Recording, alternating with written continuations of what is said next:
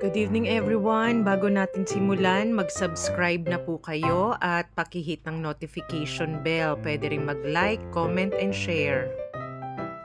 Simulan na natin. Gagamit tayo ng 2,400 grams ng water. Room temperature lang kasi pakukuluan din naman natin ito maya-maya. 2 sachet ng Mr. Gulaman. Black ang ginagamit ko. Then, mag-a-add tayo ng 2½ tablespoons ng coffee powder at 160 grams ng granulated sugar. Kung gusto nyo mas matamis pa, dagdagan nyo na lang, at kung ayaw nyo naman ng strong o lasang-lasa yung kape, pwede nyong bawasan. Pero itong recipe na to, tamang-tama lang, hindi siya mapait at hindi rin matamis. Yun bang parang hinahabol mo yung lasa, mapaparami ka. Kasi masarap talaga to. Kaya gumawa na kayo. Haluin lang natin hanggang ma-dissolve ang lahat.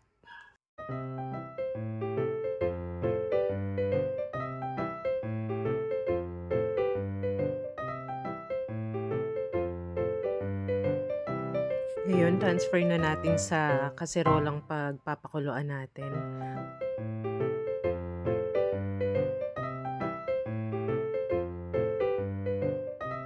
Hindi ko nang makalimutan, mag-add tayo ng 1 to 2 teaspoons ng vanilla extract. McCormick ang gamit ko. Pakuluan natin sa low to medium heat. Habang pinapakuluan natin to, huwag natin kalimutan, haluin natin or i-check natin palagi para hindi magkaroon ng lumps or buo-buo, para smooth ang ating coffee jelly. Ngayon, kumukulo na siya, pwede na nating i-transfer to sa mold na gagamitin natin. Gumamit ako ng rectangular pan para mas mabilis mag-slice pag firm na ang gelatin. Bago natin i-transfer sa mold, huwag nyo kalimutan ang cooling rack sa ilalim para mag-circulate din ang air. Hindi madaling mapanis ang mga ginagawa o niluluto natin. Ngayon, hayaan lang muna natin hanggang sa lumamig na. Then kapag malamig na, nawala na yung sobrang init, ita-transfer natin sa chiller para mas mabilis maging firm ang ating gulaman. Patigasin lang muna natin ng tuluyan hanggang sa firm na at pwede na siyang i-slice. Kapag set na ang gulaman natin or firm na, pwede na nating slice into cubes.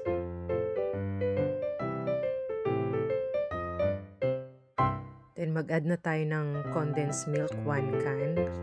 Mas masarap pag best quality ingredients yung ginagamit natin.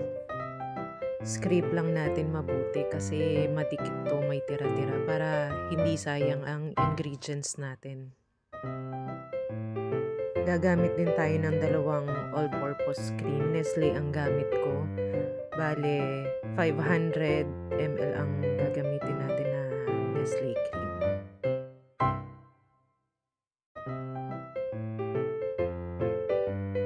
Gupitin natin ang karton ng all-purpose cream para hindi masayang, masaid natin ang mga cream.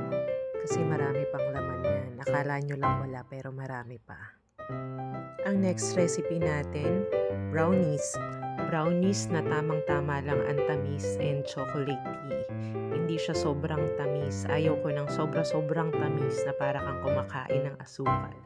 Kaya ano pang hinihintay mo, mag-subscribe ka na. Thank you for watching!